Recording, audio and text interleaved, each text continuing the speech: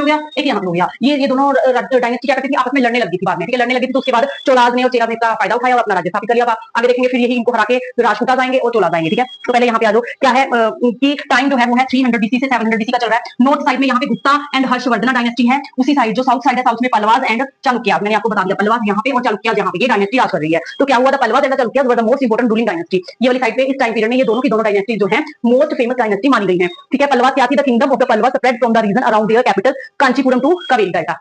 अब मैप में देखोगे कि कांचीपुरम से लेके कावेरी डेल्टा तक इनका राज्य फैला हुआ है। और चालुक्य का कहां से फैला हुआ है, चालुक्य का फैला हुआ है, Chalukya was centred around the Raichur doab between the river Krishna and Tungabhadra, ठीक है, मतलब तंगभाद्रा ऐसे कोई नाम है कावेरी रिवर कृष्णा के पास, तो वहां पे कोई होगा जगह, उसके पास ही उन्होंने राज्य किया है। मतलब इनका जो राज्य है इस साइड फैला हुआ है, उनका उस साइड, ठीक है। और क्या हुआ, जो इहोल थी जो थी वो थी कैपिटल थी किसकी, चालुक्य की। चालुक्य की कैपिटल क्यों थी, क्योंकि ये कोस्टल एरिया था। देखो मैप में देखोगे तो यहाँ पे आता है, ठीक है, यहाँ पे आता है, ये कोस्टल एरिया था और यहाँ पे ट्रेड होता था, ठीक है, ट्रेडिंग सेंटर कहा जाता था चालुक्य का, किसको, इहोल को, ठीक है, ये याद रखना है। और the best Chalukya ruler was कौन था, पुलकेशिन II, ये याद रखना है। पुलकेशिन II ने ही हर्षवर्धन को इधर आने से हराया था। अब प्रशस्ति, जो इसकी प्रशस्ति है, किसकी, पुलकेशिन II की, वो किसने लिखी थी, वो लिखी थी रवि